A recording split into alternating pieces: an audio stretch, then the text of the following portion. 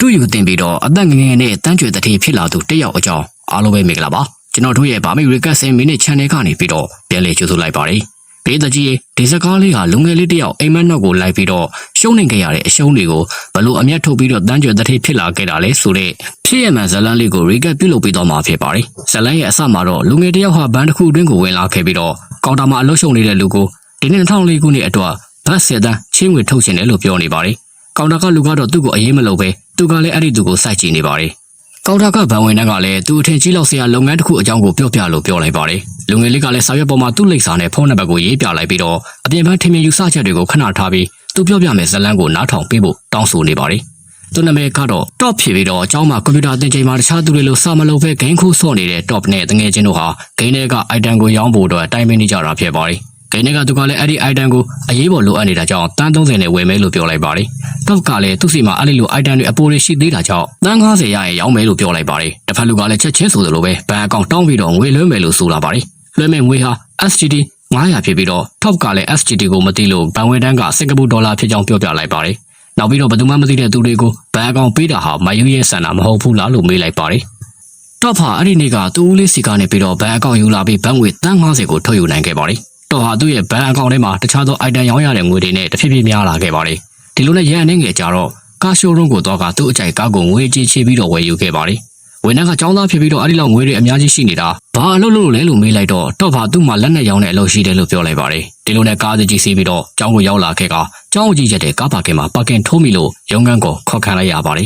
။ចောင်းကြီးကလည်းဒီလိုအလေးလိုက်နေတာဘာတွေလုပ်စားမလဲ။သူ့ကိုနဲ့အမတို့ဟာဆိုရင်တရုတ်ပြည်မှာဘွဲတွေရပြီလို့လုပ်ငန်းတွေတောင်လုပ်နေရပြီလို့ပြောလိုက်တော့တော့ဖာပဲပြုံးလိုက်ပါတယ်တကြောင်လုံးမှာကားကြီးစီးနိုင်တဲ့သူဆိုလို့တော့တယောက်တည်းရှိတာမို့တော့ဖာရေပန်းစားနေခဲ့ပါတယ်တော့ကတော့သူ့ရဲ့ကားကိုသူ့ကောင်မလေးတယောက်တည်းသာစီးဝင်ပေးမယ်လို့ကောင်မလေးလင်းကိုပြောလိုက်ပါတယ်အဲဒီလိုနဲ့ကားကြီးစီးကကောင်မလေးနဲ့တရုတ်တန်းမှာမုတ်တွေဝဲခဲ့ပြီးတော့အိမ်ပြန်လာခဲ့ပါတယ်အိမ်ရောက်တော့မိဘတွေရဲ့စီးကြိုမှုကိုခံလိုက်ရပြီးတော့တော့ကတော့သူ့အဖေရဲ့စူပူမှုကိုခံရပြီးဘာမှအကျိုးမရှိတဲ့ဂိမ်းဆက်ကြီးတွေကိုဝဲထားလို့စူပူချိန်မောင်းပြီးတော့ထွက်သွားကြပါတယ်ဒီလိုနဲ့မိဘတွေကစာလို့ဆိုပြီးတော့စာလို့တော့မယ်အလုံးမှာစာအုပ်ကိုဖုံခါပြီးတော့ Mostin နဲ့ခုံဖြစ်လောက်ကဂိမ်းကိုဆက်ဆော်နေခဲ့ပါတယ်ဒီလိုနဲ့လာတဲ့နိုင်ငံချသွားခဲ့ပြီးတော့ဆယ်တန်းစာမေးပွဲအောင်စရေးမှာသူ့နာမည်ပါမလာခဲ့တော့ AC ဘက်တကောင်သားကဂိမ်းဆက်ဆော်နေပြန်ပါတယ်နောက်တရက်မှာဂိမ်းဆော့ဖို့ဂိမ်းဆက်အသက်ကြီးကိုဘန်နှပေါင်းခွဲပေးပြီးတော့ဝဲချလာခဲ့ပါတယ်အိမ်လည်းပြန်ရောက်လာရောစာမေးပွဲမအောင်ပဲငွေတွေသုံးဖြုံနေလို့မိဘတွေကစူပူနေပြီး Top ကတော့သူ့ရဲ့တက္ကသိုလ်စရိတ်ကိုသူ့ရဲ့ကိုယ်ပိုင်ငွေနဲ့ဖြည့်ရှင်းမယ်ဆိုပြီးတော့ခေါင်းမမာနေပြောလိုက်ပါတယ်ဒီလိုနဲ့အခန်းထဲလည်းရောက်ရောသူတက်ကြီးမကြီးစော့နေတဲ့ဂိမ်းကောင်ဟာအဖြတ်ခံလိုက်ရပြီးတော့မျောလင်းချက်တွေမဲခဲ့ပြန်ပါတယ်ဒီလိုနဲ့ DVD နဲ့အခွေထိုးကြည့်လို့ရမယ်ဆက်တွေကိုဝယ်ယူခဲ့ပြီးတော့အိမ်ပြန်လာခဲ့ပြန်ပါတယ်တခုမဟုတ်တခုစမ်းသပ်ချင်နေတဲ့ Top ဟာဒီတစ်ခေါက်လဲဂိမ်းဆက်တွေကအသုံးမရပဲအလင်းခံလိုက်ရပါတယ်အဲဒီတော့ဂိမ်းဆက်ရောင်းတဲ့ဆိုင်ကဘိုးတော်နဲ့ပြဿနာတွေတက်ပြီးတော့သူ့ပဲထွက်ပြေးလာခဲ့ရပါတယ်ဒီလိုနဲ့ဂိမ်းဆက်အစုပ်တွေကိုကားထဲထည့်သေးလာခဲ့ပြီးတော့လမ်းမှာသူ့အဖေနဲ့တွေကကားပေါ်မှာခေါ်ပြီးတော့ငွေရှာရတာခက်ခဲကြောင်းနဲ့ငွေကိုဒီလိုပဲပြန်ပြန်ရှာရတာလားဆိုပြီးတော့မေးနေခဲ့တာဖြစ်ပါတယ်ဖခင်ဖြစ်သူကလည်းပစ္စည်းတွေရောင်းရတဲ့အယောင်းဝယ်ဟာဂိမ်းထဲက item ရောင်းရတဲ့အလုပ်လောက်မလွယ်ကူကြောင်းဖေးမှပြီးတော့သားဖြစ်သူရဲ့ကျောင်းစရိတ်ကိုထုတ်ပေးလိုက်ပါတယ်ငွေရှာနိုင်တယ်ဆိုပြီးတော့သူ့နှစ်ထည့်ရောက်နေတဲ့ Top ကတော့သူ့ဘာသူရှာနိုင်တယ်ဆိုပြီးတော့ငွေတွေကိုပြန်ပေးလိုက်ပါတယ်ဘန်ဝန်ထမ်းဟာစစ်ရွှေသားနားထောင်နေပြီးတော့ကျောင်းစရိတ်ဘဲကရလဲပြီးတော့ဖခင်ရဲ့အမွေဖြစ်တဲ့အဆောင်ပစ္စည်းကိုဈေးထဲကအပေါင်ဆိုင်တစ်ခုမှာဗတ်တသိန်းနဲ့အပေါင်းထားခဲ့ပါတယ်တော့ဘာကျောင်းဆက်တက်ပြီးတော့စာလဲစိတ်မဝင်စားဖြစ်ကငွေရမယ်အလုပ်ကိုသာကြံနေပြန်ပါတယ်ဒီလိုနဲ့ကျောင်းခန်းထဲကနေထွက်လာခဲ့ပြီးတော့ကောင်မလေးလင်းရှိတဲ့ပြဆက်ရုံကိုလင်းကိုဝင်းခေါ်ကလင်းကမလိုက်နိုင်တော့တော့ဘလဲတယောက်တည်းစိတ်ပြက်လက်ပြက်ကားနဲ့ထွက်လာခဲ့ပါတယ်နေရာတနေရာမှာတော့အာရှအစားအစာတွေမိတ်ဆက်တဲ့နေရာမှာဗိုက်စာနေတော့အလကားရတဲ့အစားအသောက်တွေကိုမြည်ဆန်းပြီးတော့တည့်ရသည့်မှုတွေစက်ကြီးကိုတဲချလာပါတယ်မိဘတွေကတော့ဈေးထဲမှာတစ်လုံးကိုဘတ်3000နဲ့လိုသလောက်ဝယ်လို့ရတဲ့တည့်ရသည့်မှုတွေဆက်ကိုဘတ်9သိန်းပြောပြီးတော့တစ်လ9000နဲ့ငှားလာတာဟာအတော်လေးရှက်ဖို့ကောင်းတယ်လို့ဆိုကဖခင်ဖြစ်သူကစိတ်ပြတ်သွားပါလေတော့အမေကလည်းစိတ်မပြတ်ကြောင်ပြောပြီးတော့အိမ်မက်ထဲမှာကွမ်ရင်မဲတော်ကသူမကိုအနက်ရောင်ပစ္စည်းလာပေးတာဆိုတော့လက်ကောင်းပါပဲလို့ဖြေတွေးပေးလိုက်ပါတယ်ဒီလိုနဲ့နောက်နေ့မှာတော့တယောက်အတန်းစာတွေကိုစိတ်မဝင်စားပဲကျောင်းကနေလက်လာကဈေးတန်းတွေကနေပြီးတော့တည့်ရသည့်လှော်တဲ့ပညာအနံမွေးအောင်ဘာတွေထဲလဲဆိုပြီးတော့မီးအပူချိန်အချိန်အစနဲ့နောက်ပြီးတော့တည့်ရသည့်တွေတဲကိုကော်ဖီစီထည့်လော်တာမဟုတ်ကြောင်းသိသွားပါတယ်တည့်ရသည့်တွေအပူချိန်ကိုခံနိုင်အောင်လို့ကြောက်စတဲ့ခဲတွေထည့်လော်ရမှသိလိုက်တော့တော့ကလည်းအိမ်ပြန်ပြီးတော့စမ်းသပ်ပါတော့တယ်စိတ်ထင်ရကိုစီးပွားဖြစ်မလားရှောက်လို့ကြည့်နေတဲ့တော့ပါတည့်ရသည့်အပူချိန်များတာကြောင့်ပေါက်ထွက်ပြီးတော့တူးသွားပြန်ပါတယ်ဦးလေးဖြစ်သူကိုမြည်ကြည့်တော့အစင်မပြေတာသိသွားရောပြန်ကြိုးစားပြန်ပါတယ်မိခင်ဖြစ်သူကိုကြွကြည့်တော့စားကောင်းနဲ့ပြောခံရပြီးတော့ဖခင်ဖြစ်သူရဲ့ဧည့်သည်ကိုဧည့်ခံတာကိုပါခံခဲ့ရပါတယ်။ဒါကြောင့် Top Coin 9ဆိုတဲ့တထေးလေးအမည်နဲ့တည့်ရသည့်ဆိုင်ဖွင့်ဖို့ကုန်တိုင်းမှာနေရာရှာလိုက်ပါတယ်။ဦးလေးဖြစ်သူနဲ့အတူဈေးရောင်းရဲ့တနေ့လုံးနေမှာတပူးစာတော်မရောင်းရတော့ဘေးနာကကွစ်တီယိုရောင်းတဲ့အမျိုးသမီးလိုစိတ်ဝင်စားအောင်ရောင်းချဖို့ပြောပြနေပါတယ်။ ဒီလိုနဲ့တော့ဖာဈေးတဲ့ကိုပြန်သွားပြီးတော့သူ့ရဲ့ရောင်းချနေတွေကိုတခြားဆိုင်တွေကနေတင်ယူပြပါတယ်ရေးစရာရှိတာတွေရေးပြီးတော့မှတ်စရာရှိတာတွေမှတ်ကာသူ့လုပ်ငန်းအတွက်တင်ယူပါတယ်ကောင်မလေးနဲ့စကားတွေပြောနေရင်းနဲ့ဦးလေးဖြစ်သူစီကဖုံးဝင်လာခဲ့တော့ top ဦးလေးဟာတနေ့လုံးအော်ဟစ်ရောင်းချနေတာတပူးတော်မရောင်းရဘူးပြောတော့စိတ်ပြက်ပြီးတော့အနောက်ကိုလှည့်ကြည့်လိုက်တော့အလူခံနေတဲ့သူတွေကိုတွေ့သွားပြီးတော့အတွေးရသွားပြန်ပါတယ်အလူခံနေတဲ့သူတွေဟာဈေးအိမ်သားနားမှာအလူခံပြီးတော့အိမ်သားကထွက်လာသူတွေကိုအလူခံတော့နေရာကောင်းမှာအလူခံနေကြတာဖြစ်တာမို့သူ့စာအုပ်ထဲမှာနေရာပြောင်းဖို့မှတ်လိုက်ပြန်ပါတယ်ဒီလိုနဲ့သူနဲ့သူ့ဦးလေးဟာကုန်တိုက်ကိုသွားပြီးတော့အချက်ချကြတဲ့နေရာမှာစိုင်ကန်းတွေဖွင့်ဖို့စာချုပ်ချုပ်လိုက်ပြန်ပါတယ်ဒီလိုနဲ့စာမှုဘွဲရက်လည်းရောက်ရောစာဖြေနေချိန်မှာအယုံဆိုင်မရပဲတော့ပြက်ဖုံးကအဆက်မပြတ်မြည်လာလို့ကျောင်းဆောင်ဆရာမကိုဖုံးပြောဖို့ခွင့်တောင်းလိုက်ပါတယ်ဆရာမကလည်းဖုံးကိုင်းရင်စာခိုးကြတယ်လို့သတ်မှတ်ပဲဆိုတော့ဘာမှမပြောတော့ပဲစာမှုဘွဲကန်းထဲကနေပြီးတော့ထွက်သွားပါတော့တယ်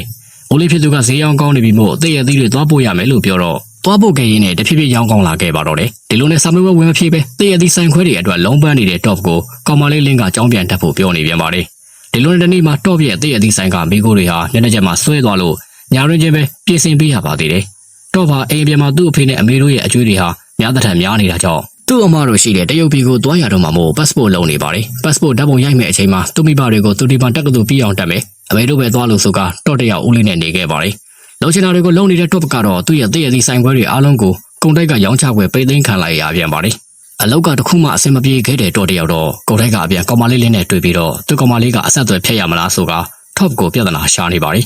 top ကလည်းကောင်မလေးကိုဖမ်းငိုခဲ့ပြီးတော့အိမ်ပြန်လမ်းမှာတော့ကောင်မလေးကျွေးတဲ့ရင်းကြီးကျော်ကိုရောင်းဖို့ပြင်ဆင်ပြန်ပါတယ်ဗန်ဝင်တန်းကလည်းရင်းကြီးကျော်ကိုပါဆက်ရောင်းမဲ့အကြောင်းဆိုရင်တော့သူနားမထောင်တော့ဘူးထမင်းသွားစားတော့ပဲလို့ပြောလိုက်ပါတယ်အဲဒီလိုနဲ့တော့ပါသူ့ရဲ့ရင်းကြီးကျော်တွေကိုအစာပိုင်းမှာဈေးကြီးပေးဝယ်ခဲ့ရပေမဲ့ကျော်ပြီးနောက်ရက်သိုးသွားတော့အရှုံးပေါ်ပြန်ပါတယ်ဒီလိုနဲ့ရင်းကြီးကျော်ရင်မသိုးဖို့အစားတောက်စီမံခန့်ခွဲတဲ့တက္ကသိုလ်ကိုသွားပြီးတော့ဆရာမကြီးနဲ့တေချာတိုင်ပင်ခဲ့ပါတယ်ဆရာမကြီးဟာရင်းကြီးကျော်တွေကိုလက်ဟာနဲ့ချန်ထားပြီးတော့နိုက်ထရိုဂျင်အငွေ့ထည့်မှမသိုးဘူးလို့ရှုပ်ဝက်ချက်ကိုပြောပြပေးလိုက်ပါတယ်ရင်းကြီးတွေကိုတထုပ်ပြီးတထုပ်စမ်းကြော်ရင်းနဲ့ဗတ်တောင်းခွဲပေးဝယ်ရတဲ့သူ့ရဲ့တဲ့လေးဆက်တွေနဲ့ဂိမ်းဆက်တွေအားလုံးရောင်းလိုက်ရပြီးတော့ရင်းကြီးကျော်တဲ့အလုပ်ကိုလည်းဦးလေးဖြစ်သူကမလုပ်တော့ဘူးလို့ပြောပြပါတယ်အရာရာဟာမသေးချာသေးခင်သေချာဖို့လူတွေဘလောက်ကြိုးစားရလဲဆိုတာ top ကတည်ပါပဲနော်အရှုံးပေါ်နေပေမဲ့လည်းရင်းကြီးကျော်တွေကိုဘတ်6000ကျော်ထိုးရင်းပြီးတော့စမ်းသပ်နေတဲ့ဦးလေးဖြစ်သူလည်းအဖြေရှာနေရင်မတော်တဆဖြစ်သွားခဲ့ပါတယ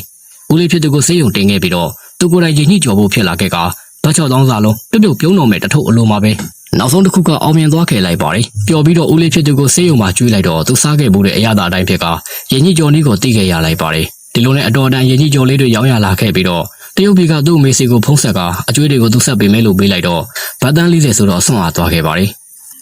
်အကျွေးတွေမပေးနိုင်လို့ဘန်ကသိမ်းထားတဲ့အင်ဂျီတွေကပစ္စည်းတွေကိုကြည့်ပြီးတော့ဝမ်းနေစိတ်ဖြစ်ကငိုင်းနေခဲ့ပြန်ပါတယ်ဒီလိုနဲ့ကျောင်းကဆရာတင်ချပေးတဲ့ချမ်းသာလာရမယ်ဆိုရင်ချမ်းသာလာမယ်တနေ့ချမ်းသာလာရမယ်လို့ကက်ဆက်ထဲမှာဖွင့်ကြည့်နေရင်းနဲ့တခဲကုံသွားလို့ 7-Eleven မှာလာဝဲခဲ့ပါတယ်ကုန်ပစ္စည်းတွေရဲ့လက်လီလက်ကားဟာ 7-Eleven ကဝင်ထွက်နေတာသိလိုက်ရတော့ 7-Eleven ရဲ့ရုံးချုပ်ဖုန်းကိုယူပြီးတော့သူ့ရဲ့ကိုယ်ပိုင်ရင်းနှီး brand ကိုမိတ်ဆက်ဖို့ဖြစ်လာခဲ့ပါတယ်ဒီလိုနဲ့မနက်9နာရီချိန်ထားခဲ့ပေမဲ့ကြိုးပွက်ယူမထားမိတော့ညနေဘက်ထိထိုင်ဆောက်လိုက်ကကောင်တာကစေးရီမထံမှာဖုန်းနံပါတ်ကလေးနဲ့နောက်ရက်အတွက်ထုတ်ကုန်ပါအပါယူလာခိုင်းလိုက်ပါတယ်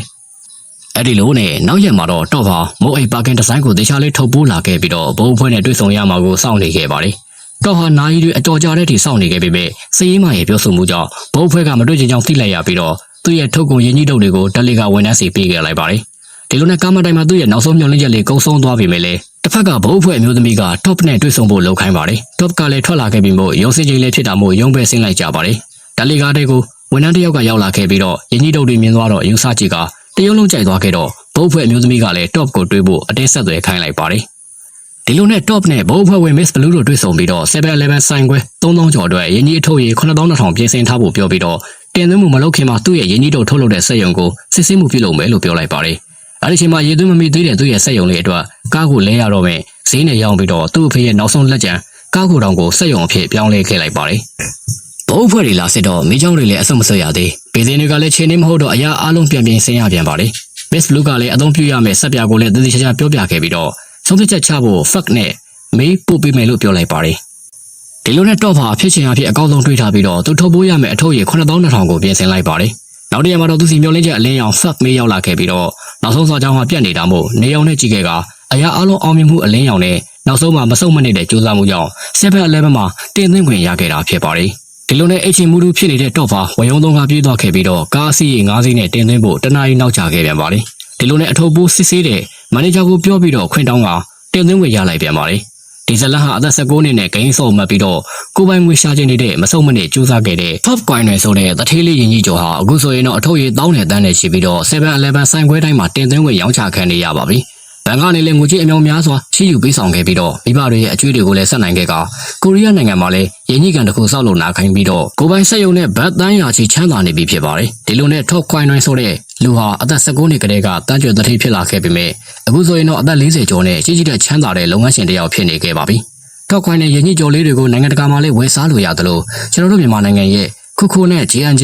ဆိုင်ခွဲတွေတိုင်းမှာလည်းဝယ်ယူခွင့်ရရှိနေပြီဖြစ်ပါတယ်။နောက်လာမယ့်ဗီဒီယိုတွေမှာလည်းအခုလိုစိတ်ဝင်စားစရာကောင်းတဲ့ movie recap တွေကိုဆက်လက်တင်ဆက်ပေးသွားမှာဖြစ်တဲ့ကြောင့် channel လေးကို like and subscribe လေးလုပ်ပေးခဲ့ကြပါဦး။အဆုံးထိကြည့်ပေးကြတဲ့တယောက်ချင်းစီတိုင်းကိုကျေးဇူးအထူးပဲတင်ရှိပါတယ်ခင်ဗျာ။